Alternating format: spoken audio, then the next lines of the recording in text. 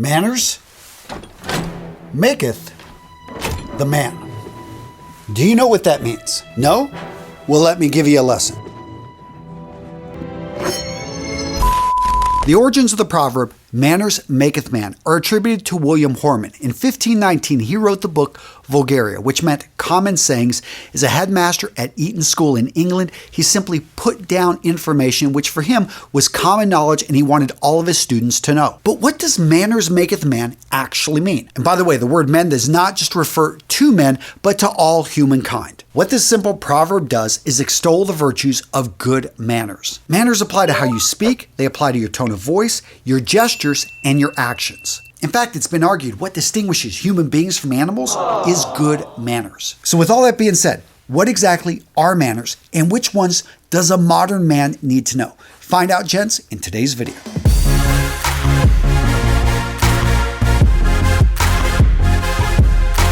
Today's video, gents, is sponsored by my grooming company, Vitaman. Now, personally, I could talk about Vitaman for the next hour. Our skin products, our hair products, our shaving products, all made in Australia using natural and organic ingredients. But I've got a better idea. How about I just put my money where my mouth is and give you some of my products for free? That way you can try them at home for yourself. I'm putting a link down in the description of today's video so you can go over to Vitaman and grab our sample kit for free. Gents, it's a limited time offer. I've only got so many packs available. Make sure to use that link, go over to Vitaman and grab yours today. Look at that, kept it short. Good manners, right?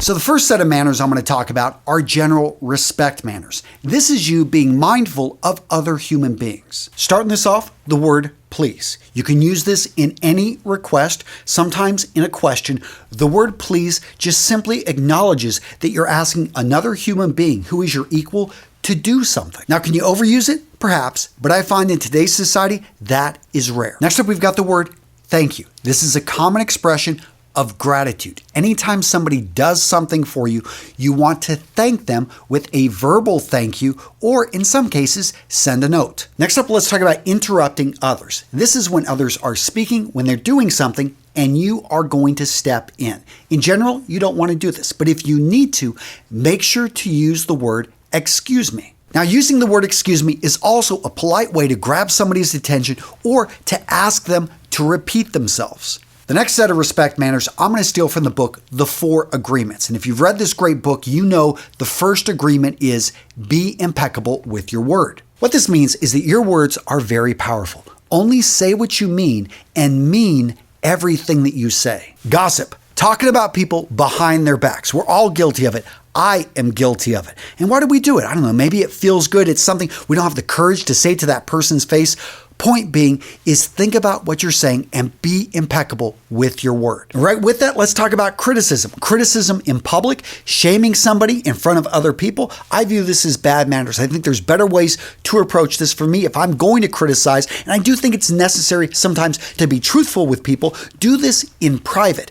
Publicly, I think that you should compliment and build up. Now, for this next set, we'll call them the physical interaction manners. Example being when you meet somebody for the first time, you need to introduce yourself. Shake their hand, do the fist bump, but make sure that they know your name and that you get theirs. Next up, eye contact. If you're speaking to somebody, if they're speaking to you, you want to give them the respect of your attention, and eye contact is a very clear sign that you are paying attention. In the Western world, about 60 to 70% of the time, you want to maintain eye contact. I know some of you guys over in the East, some of you guys over in maybe India, some of you guys over in South America, rules are maybe a little bit different. So let me know down in the comments how some of these rules, because I know all these mannerisms, they change from culture to culture, country to country. And I want to hear from you guys down in the comments. If you agree, disagree, you've got something to add to make this video better, make sure to let me know down below. Now, this next one, for some reason, is controversial in certain circles, but we're talking about opening doors and holding doors. My general rule, and this applies to all manners, is to be mindful of other people. I don't like to have a door slammed in my face. So if someone's a few steps behind me and I have a door here that I just opened and it's closing fast, I will hold it so it doesn't slam on that person. If they're 20 feet away and I recognize that that person is carrying a lot of things with both hands, I will wait there and hold the door open. Now, what about when it comes to men, women, children? Do you open doors for one and not open them for others? I open them for everybody. To me, it's just simply a nice thing to hold open the door for a person that you're with. But what if the person's not with you? What if they're 15 feet from the door? What if she's a raging feminist? Guys, I think you're overthinking this. At the end of the day, treat people with respect. All people with respect, and you're not going to have any issues. And if somebody does complain about you being a considerate human being, yeah, you're not the one with the problem. Also on this list, public transportation, give up your seat to somebody that may need it. A pregnant woman, an older guy, somebody that looks really tired. And let's talk about getting on and off an elevator. Let people off the elevator first, let them off the tram first, and then get on. Now, this next one drives my wife nuts because she comes from a culture in which this is the norm, a family in which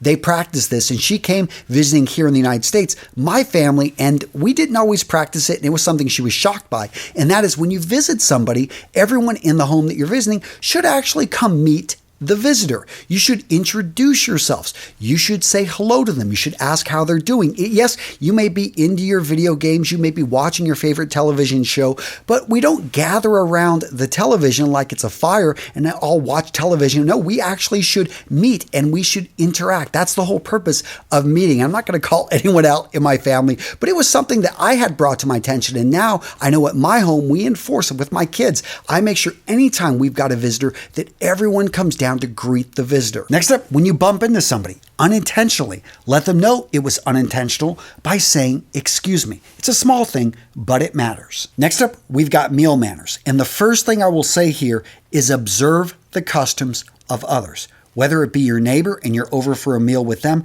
whether you're out in another country with a group of friends, observe what is going on and follow. Case in point, my neighbors are very religious people. Whenever we break bread with them, whether it be at their home or our home, we know what they observe. We know what matters to them. So we always let them lead in a prayer. We don't necessarily do that at my home, but it is something that I understand it's important to them. So we have good manners and we acknowledge, we observe their belief. And let's talk about when to eat. A lot of people, they sit down, they're used to eating by themselves. And so they're served, they start eating. But if you're in a group of people, if you're eating with a family, is everyone served? Usually you wait till everyone is served. If it's a small party, we're talking 5 to 6 people. If it's a larger party, more than 8 people. In that case, if 75%, 50% of the people have been served on really large ones, you can begin eating. You can also ask permission. Hey, is it okay if I start to eat? Again, they may be waiting to say a prayer. It may be something that they want to make sure everyone is seated.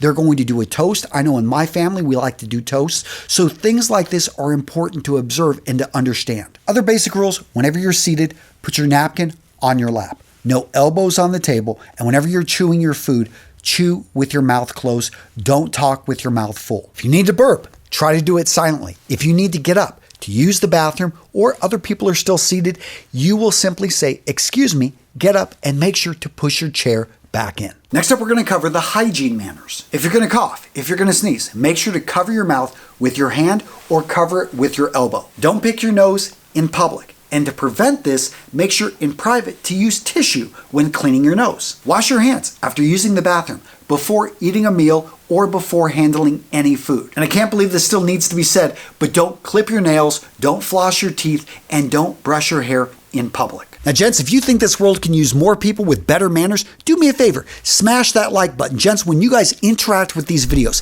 they find more men just like you who can use this information. Next, we've got attention manners. And in today's modern world, these are severely lacking for most people. First, remember a person's name. When you're introduced to them, say their name. Make sure you get the pronunciation right and find a way to associate it so you remember it. Seriously, there's all this research out there that shows that people love the sound of their name and they hate it whenever somebody gets their name wrong, says the wrong name, mispronounces it. So start off on the right foot and just simply get how do they say their name, not how you think it should be said, and then say it appropriately. Next up, make sure to listen and show interest, even if that person is boring, even if you've had this conversation before, even if you would rather be somewhere else.